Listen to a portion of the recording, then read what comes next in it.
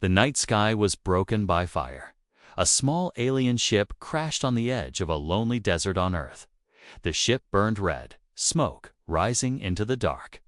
Inside, a young alien girl struggled to move. Her silver skin was cut, her long white hair stained with oil and blood. Her breathing was weak. She looked no older than a human teenager. Her name was Ilari, and she had just escaped death. Ilari's world was gone. Her people had been hunted by the humans, strong, smart, and ruthless. She had stolen a small escape pod and flown far from her planet, hoping to hide on this strange blue world. But her ship was broken, and now she was alone. The next morning, a man walked through the desert with a gun slung over his shoulder. He was tall, with sharp eyes and a cold face. His name was Commander Daxon Reeve, a former human war soldier. He had fought many alien races. Now, he lived alone near the desert, away from people and memories. Daxon saw the smoke first. Then he found the ship. He raised his gun. Inside, Ilari coughed weakly. When she saw the human's face, her eyes widened in fear. She pushed back, her body trembling. "Please," she whispered in broken English. "No kill." Daxon said nothing. He stared at her. She looked helpless, too weak to fight, too small to be a threat. But he had seen aliens fake weakness before. He aimed the gun at her head. Ilari closed her eyes. "Just make fast," she whispered. Something cold moved through Daxon's chest. He didn't know why, but he lowered his weapon. "Get up," he said. Ilari tried, but her legs gave out. Sighed. He picked her up like a sack of grain and carried her back to his cabin silent. Cold and alone in the rocky hills, he tossed her on a small bed. "I should kill you," he said. "But I want to know why you're here." Ilari didn't speak. Daxon didn't care. He locked the door and left her inside. 3 days passed. Daxon brought her water and food, but never smiled, never spoke more than a few words. He treated her like a thing, not a person. Ilari stayed quiet, afraid he might change his mind and shoot her, but each night she cried softly when he was gone. And each night Daxon heard her through the walls. One night, lightning cracked the sky. Rain poured. Ilari screamed in her sleep-terrible words in her alien tongue. Daxon kicked open the door and found her shaking, sweating. "Wake up," he shouted. She opened her eyes, terrified. "I saw my people," she cried. "They burn. I can't save them. I can't." Daxon's jaw clenched. For the first time, he saw the fear wasn't fake. She was truly broken. Like him, he didn't speak. He just left, but he didn't lock the door this time. The next morning, Ilari was still there. She could have run. But she didn't single. Why? Daxon didn't ask. He just stared at her. And this time, he noticed something else. Her hands were shaking as she tried to hold a spoon. "You're not a soldier," he said.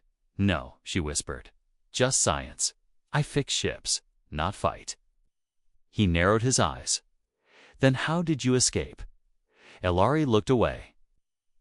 "I run. Left my sister. I was a coward." Silence. Daxon stood and walked out. The door stayed open behind him. Ilari's hand trembled as she reached for the small, metal box under Daxon's table. The strange alien symbol carved into the top was old but clear. It was the crest of her people. Her family. She hadn't seen that mark since the day her world was attacked. Her breath caught. What was it doing here? She looked over her shoulder. Daxon was outside, fixing something near his solar panels. The storm had damaged his systems. He wouldn't come in for a while. Carefully, Ilari pulled the box closer. It was locked tight. She traced the symbol with her fingers, heart pounding. It was real. This wasn't a dream or her mind playing tricks. Somehow, This human, this cold. Angry man had something from her world. She had to know what was inside. Suddenly, Daxon's shadow fell across the doorway. Elari jumped, hiding the box behind her. He looked at her, eyes narrowed. "What are you doing?" "Nothing," she said quickly, backing away. His eyes flicked to the table. He saw the empty space. Then he saw the corner of the box behind her. In 2 steps, he was in front of her. "Give it to me." "No," Elari said, holding it tighter. His face hardened. "I won't ask again." Elari swallowed. "Why do you have this?" "Where did you get it?" "It's mine," he said. "Give it back." "You stole it," she shouted. Daxon grabbed the box from her hands and stepped back. "It was found during a mission. Salvage. That's all. You killed my people and then kept their things like prizes." Elari's voice shook with rage. Daxon didn't answer. He turned and locked the box in a steel cabinet near the corner. "Don't touch my stuff again," he said. Then he walked out, leaving Elri alone with her thoughts and burning questions. That night, Elri didn't sleep. She sat near the window, staring at the stars. Her mind was full of memories, her family, her sister, the final attack.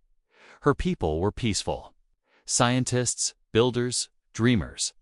They had no weapons to fight back, so why did the humans come? What did Daxon's people want? And what was inside that box? She remembered something her sister had once said. "If they ever come, protect the stone. It holds our truth." Could the stone be inside that box? Could it be the answer? The next day, Elari acted quiet. Calm Daxon didn't speak much either, but he noticed something different in her eyes fire.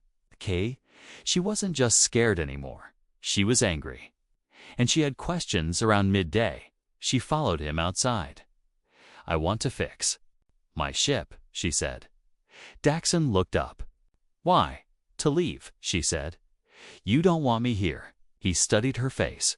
"You're too weak, and that ship is dead." "I'm not weak anymore," she replied, "and I can fix things." "Okay," Daxon thought for a moment. "Once, fine. Try." He led her back to the crash site. The ship was half buried in sand, metal twisted from the impact. But Elari's eyes scanned the wreckage with purpose. She climbed inside, finding the control panel. Burned, but not beyond repair. Over the next few hours, she worked in silence. Daxon watched from a distance, arms crossed. She was focused. Smart. Her hands moved quickly, fixing wires and reading systems in a strange alien language by sunset.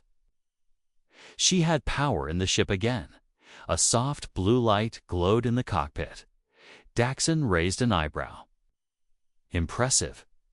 "I told you," Elari said without looking up. He walked away, but not before glancing back at the ship once more. Later that night, Elari sat in the cabin, alone. Daxon was outside again. This was her chance. She moved to the steel cabinet and studied the lock. It was human tech. Strong, but not too complex. She had repaired worse. She pulled a tool from her belta, small wire burner, and started to work on the panel. 10 minutes passed. Click. The lock opened. Elari's heart raced. She slowly opened the cabinet and pulled out the box. This time, she found a small crack underneath, a sensor. She placed her thumb on it. The box clicked open. Inside was a glowing blue stone-smooth oval and warm to the touch. She gasped. It was her people's memory crystal. She touched the surface. The stone lit up, and a small hologram appeared above it. Her sister's face. "Elari," the hologram said. "If you see this, it means I didn't make it. This crystal holds our research, our history, and the truth." Elari's eyes filled with tears. "We were never a threat. The humans came because they feared what we found proof that their war leaders were lying. We tried to send the data, but they stopped us. You must finish what we started. Don't let our people be forgotten. Don't let the truth die. The hologram faded. Ilari stood frozen. The truth was here.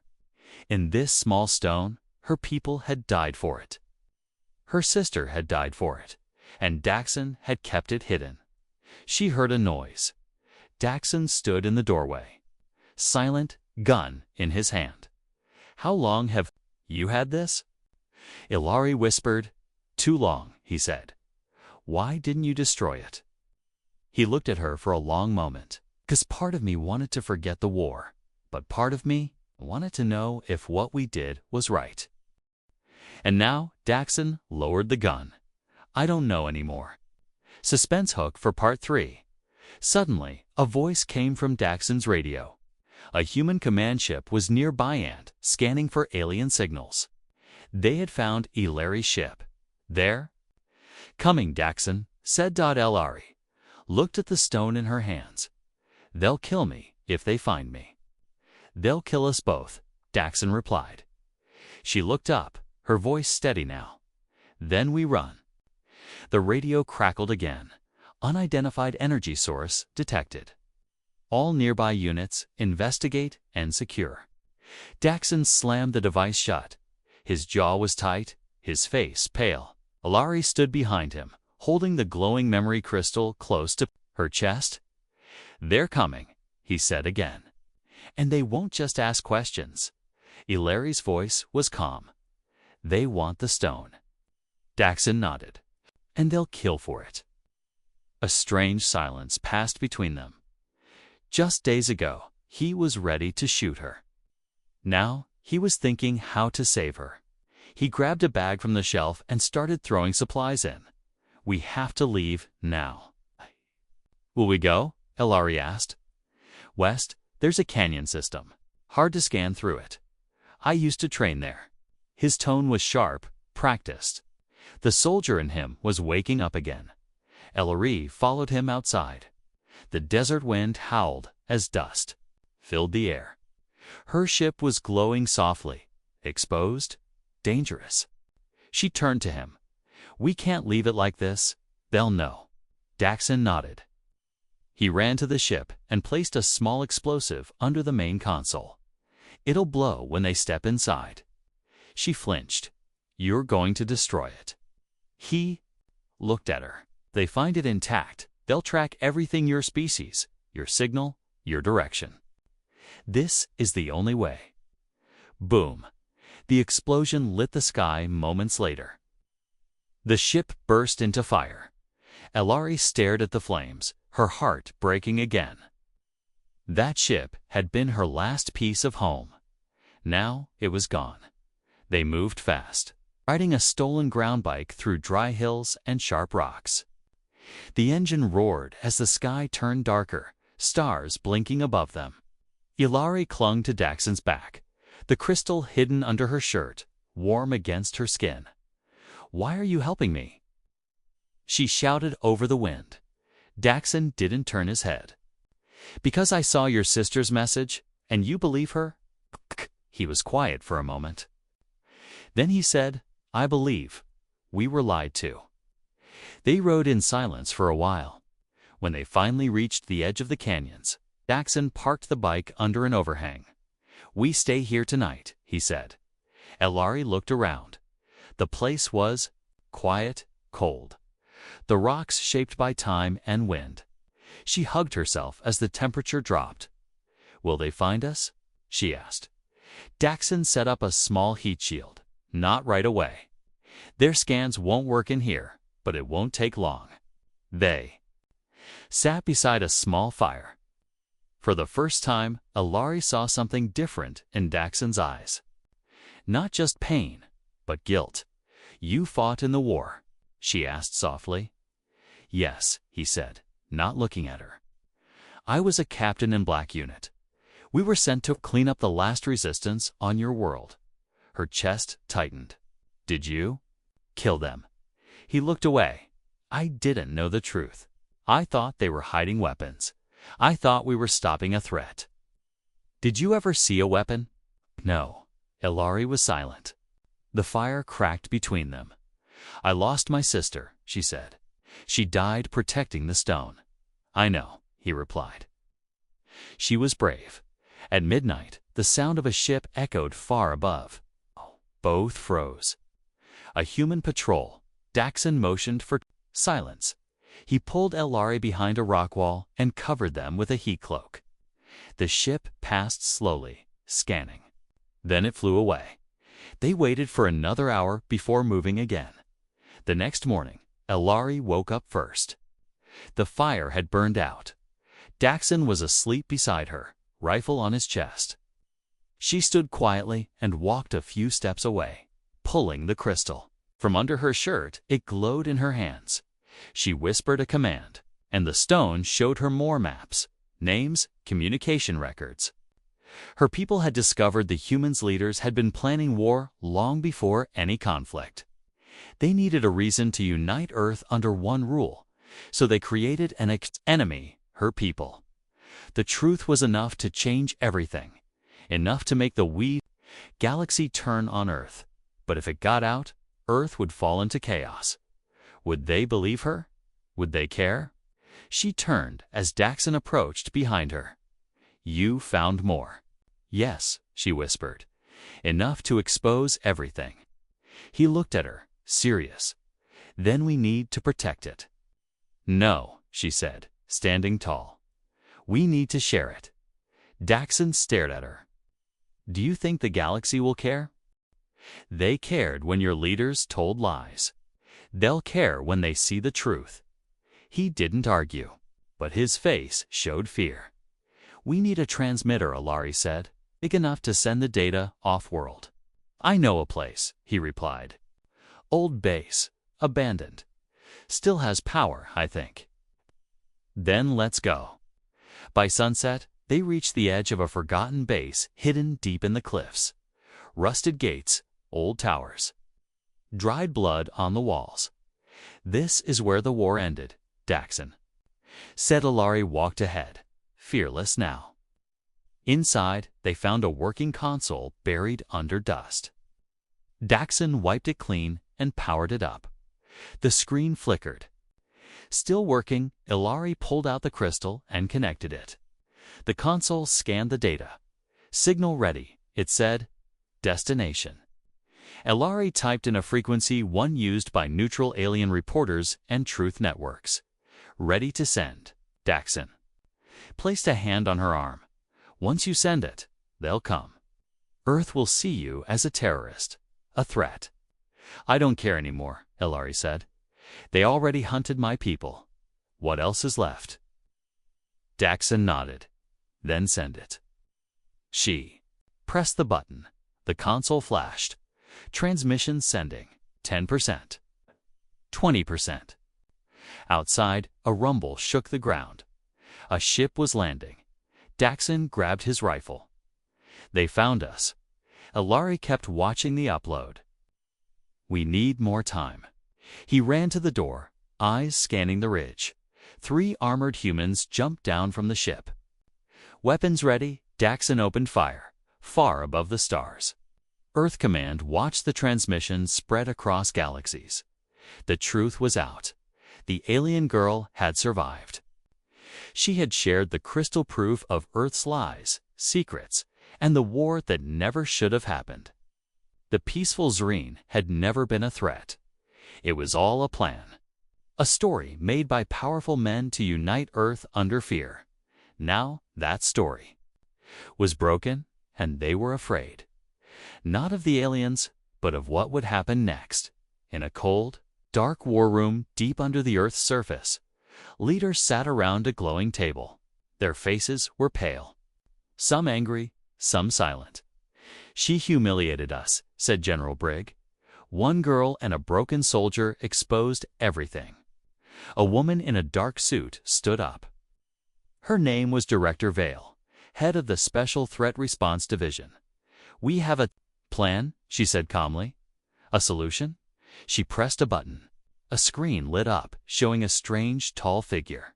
Not human, not Zreen. Something. Made. "This is Project Spectre, a hybrid hunter. Part machine, part genetic. designed to find and eliminate threats. Another man leaned forward. "You mean her?" Vale nodded. "The alien girl, and the human who helped her. We let this go, we lose everything. Earth's control, order, peace, it all falls.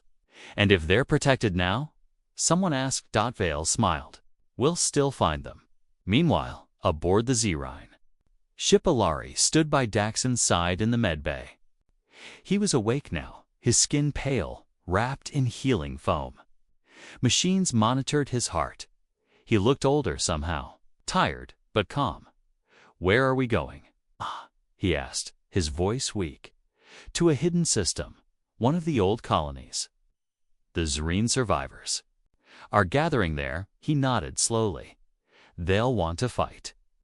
They want justice," she said. "They want to rebuild and Earth." Ilari looked out the window. Stars drifted past. "They'll try to silence us again." "I know it." Daxon coughed, then grinned slightly. "Let them try." But deep in her heart, Ilari knew something. Darker was coming. Earth wouldn't stay quiet. 1 week later, the hidden Zreen colony floated in a purple nebula. A place full of hope. Refugees built homes. Children played. Scientists worked in labs, studying the crystal Ilari had recovered. She became a symbol of truth. A leader, the one who survived. Daxon, still healing, trained young guards. Despite his limp and old wounds, he moved like a warrior again. Things felt safe, until the night the sky turned black. A ship appeared without warning, silent, no signal. No ID, it didn't ask to land. It crashed through the sky like a shadow. Then, everything changed. The attack began without sound. One of the outer watchtowers went dark, then another. No alarms, no explosions, just silence. Ilari ran to the command room. Daxon followed, moving with pain but urgency. "What's going on?" she asked. "No comes," said the tech. "Something's jamming us." Then came the first body. A young guard, throat sliced, eyes wide with terror. No sound, no struggle. Just death. Daxon took one look and swore. "They sent something," he whispered. "What do you mean, a hunter?" he said. "Seen this before. In black projects, silent killers. No emotion, no soul." Illyri's blood ran cold. "It's here. For us." The lights flickered. One by one, buildings went dark. Panic spread, but no one could see the enemy because the Spectre didn't walk. It hunted invisible. Fast, made for one purpose, to kill. Ilari grabbed the crystal and a data chip. "We need to get this out again. If they destroy it now, everything we did was for nothing." Daxon picked up a rifle and nodded. "You run, I stall." She grabbed his arm. "You're still hurt. I'll manage." They split. Inside the colony's core, the Spectre moved through walls like a ghost. It had no face. Just black armor. Sharp claws and eyes that glowed like cold fire. It scanned for heat, for movement, for Illyri's genetic signature. Target locked. Ilari ran through the halls. Her breath came fast. She clutched the crystal and chip, racing toward the shuttle bay. But the lights above her exploded. The Spectre dropped from the ceiling, like death. She screamed and rolled aside. It slashed the floor where she stood, seconds. Before, she fired a stun gun. It had no effect. Then it grabbed her arm. Pain shot through her body. Target secured. It said in a voice like metal scraping. Ilri fought back, kicked, bit, scratched, but it was too strong until bang. A bullet struck the Spectre's head. Daxon stood behind it, gun smoking. "Let her go." The Spectre turned. "Human." "Traitor," it said. Daxon smiled grimly. "Yeah, get used to it." He emptied the rest of the magazine into the Spectre's chest. Staggered back. Ilari slipped free, but the specter didn't fall. It healed, its chest sealed up with dark metal. Veins.lre looked at Daxon. We can't beat it. Then we don't fight it, he said. We outrun it. He threw a smoke grenade, grabbed her hand, and ran. They reached the shuttle bay. A single craft was ready. Take the crystal, Daxon said. Go. I'll hold it off. No. Ilari said, I'm not leaving you again. I'm already half dead, he said with a weak smile. Let me do one more thing right. Tears filled her eyes. Daxon. He pressed the crystal into her hands. Promise me. Keep the truth alive. I promise. She stepped into the shuttle. The door closed. Daxon turned around, rifle raised. The specter stepped into view. Suspense hook for Part 6 from the shuttle window. Ilari watched the colony explode behind her and in the fire. The specter still walked, not dead, not broken, still hunting. And she was now the last one left with the truth. The shuttle flew through space. Silent and cold. Ilari sat in the pilot seat, hands shaking, eyes full of tears. Behind her, the screen showed what was left of the Zareen Kalinia smoking crater surrounded by broken ships and dead silence. Homes destroyed. Friends lost, and Daxon. He had stayed behind to buy her time, to stop the specter. But nothing could stop that thing. The last thing she saw was the specter standing in fire, unhurt, watching her fly away. She wasn't free. She was being hunted. Again, she flew for hours through asteroid fields and quiet space lanes. No communication signals, no broadcasts. She couldn't risk it. Earth's trackers picked her up. The specter would find her even faster. The memory crystal sat in her lap, still glowing faintly. The truth was still alive. But she was alone now. Alone, with the weight of an entire race. Ilari docked the shuttle at a hidden moon base. Old, rusty, abandoned. It had belonged to traders and smugglers long ago. Now it was dead. Cold metal halls and blinking red lights. She activated emergency power. Lights flickered on. The base still had a working transmitter. Weak but enough to send a signal. She opened a connection and recorded a message. This is Ilari of the Zareen. Earth destroyed our colony. They sent a weapon. It's still hunting me. Please. Anyone listening? I need help. The truth must survive. She sent it across random channels, hoping someone, somewhere, would hear it. Then she locked the doors and waited. 3 hours later, the lights flickered. Motion detected. She sat up, heart racing. She checked every screen. One camera was offline, then another, then all. The specter had arrived. She ran, through tight halls, down old tunnels. She knew this base from her people's ancient maps.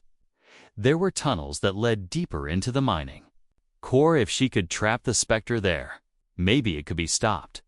She passed an old droid closet and pulled out a rusted plasma cutter. Not a weapon, but better than nothing. Then she heard it.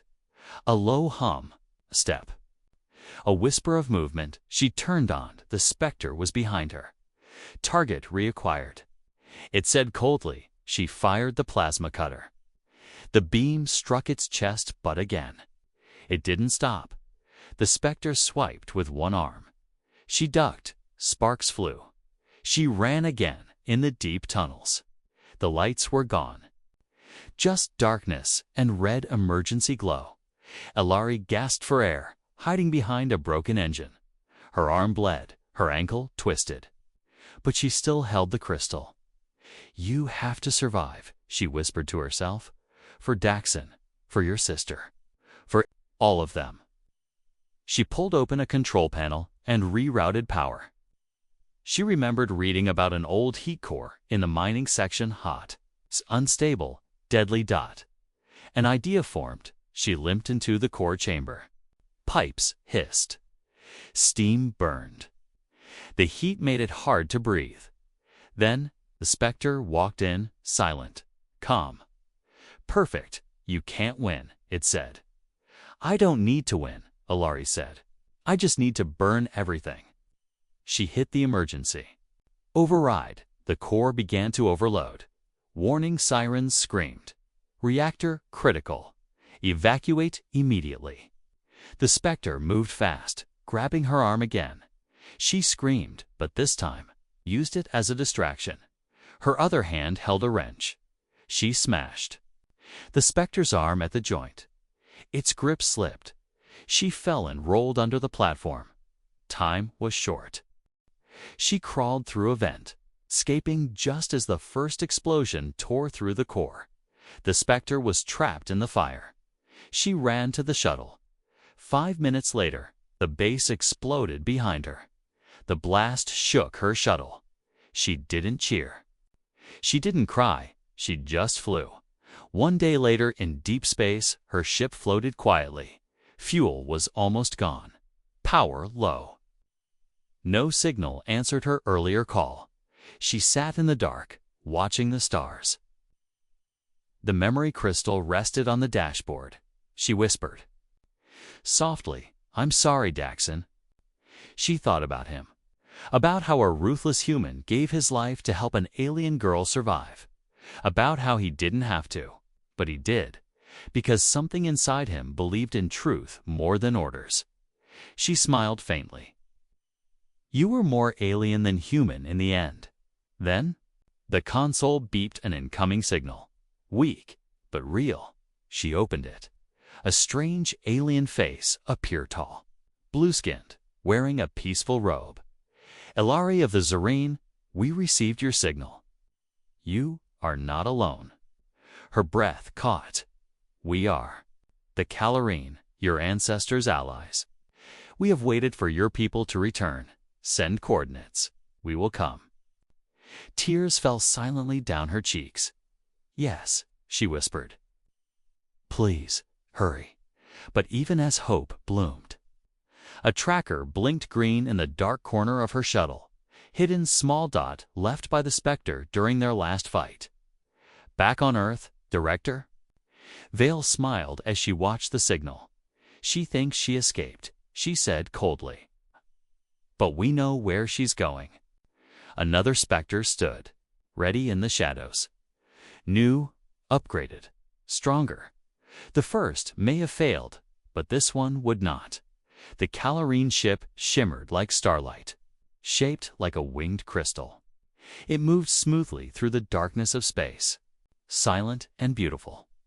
Ilari watched from her tiny shuttle window, heart full of hope and fear. She had sent the signal. They had answered. For the first time in weeks, she didn't feel alone.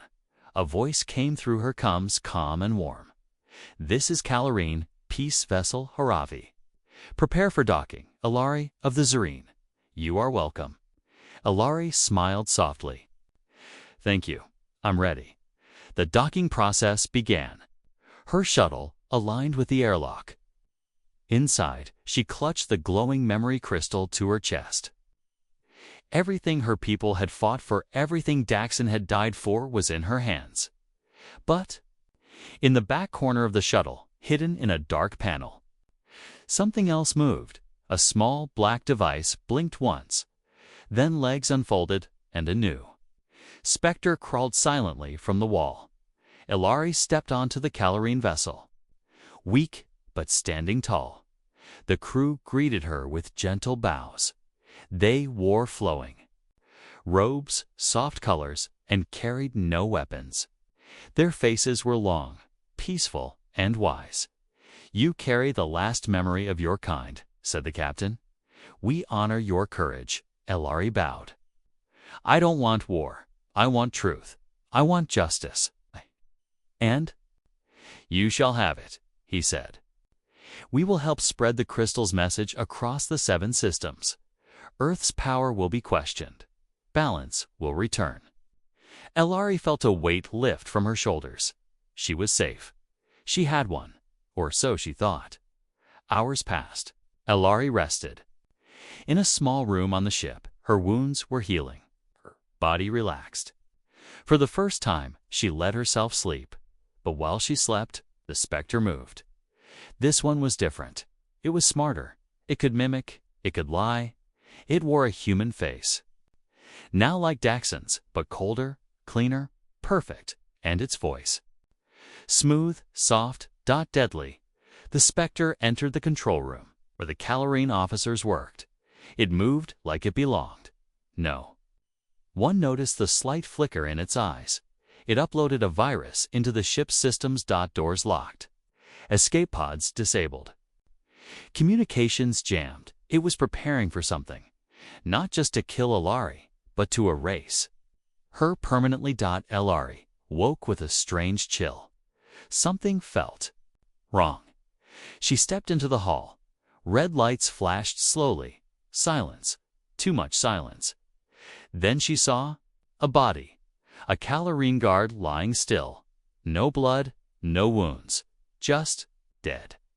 Her heart raced. She ran to the command room. It was empty. Then the doors slammed shut behind her. A voice echoed from the speakers. "Hello, Elari." She froze. "Do you remember me?" She turned slowly and saw Daxon standing there. But his face was wrong. Too perfect. Too calm. His eyes were not his. They glowed cold white. "No." She whispered. "Yes," the specter said. "The original was useful, brave, foolish. He died to protect you. You're not him. No, but I know him. I know how to end this." She backed away, clutching the crystal. "You can't stop it," she said. "The truth is already out." "Yes, but if the last witness dies, the truth becomes rumor. Story. Weak." It stepped closer. "You are the final problem, Elari." She ran again, doors sealed behind her. The ship was no longer safe. She sprinted down the maintenance tunnel, heart pounding. The specter chased her, faster than before. Never tiring, she reached the engine core. Another idea, she activated a magnetic field, sealing the room. She turned to the control panel and connected the memory crystal. The message uploaded. Again this time directly into the Calorine ship's long-range system. If she died, the message would still live. "Transmission in progress," the console said. But the specter punched through the door. Its fake skin burned away. Now it was full machine. Black steel, blades. "Fire, you are persistent," it said. "You are too late." She replied. She hit a button. The room filled with plasma. Heat. The specter slowed its systems reacting. She grabbed a heavy power tool and swung hard, breaking its arm joint. It roared. Grabbing her throat with the other hand, she gasped for air. The screen behind her flashed. Transmission complete. She smiled. Too late, she whispered. Then boom. The specter's chest exploded. Behind it stood a Calorine engineer. Holding a fusion cannon, he had survived the specter's sabotage. And he had fought back. The machine collapsed, sparking, twitching, dead. For real. 3 days later, Elari stood before the Calorine Council. The memory crystal now lived in their archives. Its message was already spreading across systems. Worlds were listening. Earth's lies were known. Their power would soon crack. But Elari didn't feel victory. She felt loss. She stood before the crowd and spoke. "I didn't win alone. A human helped me. He could have killed me, but he chose truth. His name was Daxon Reeve. Let the galaxy remember him as a human who chose right." There was silence. Then the council bowed, and the stars changed forever. Final. Scene. Emotional closure. Far in the Calorine gardens, Elari stood alone. She placed a stone marker in the grass. No body, no grave. Just a symbol. It read, Daxon. Reeve, human. fighter, friend. She looked up at the sky and smiled. Final line twist plus closure. Behind her. A small light blinked on her wrist.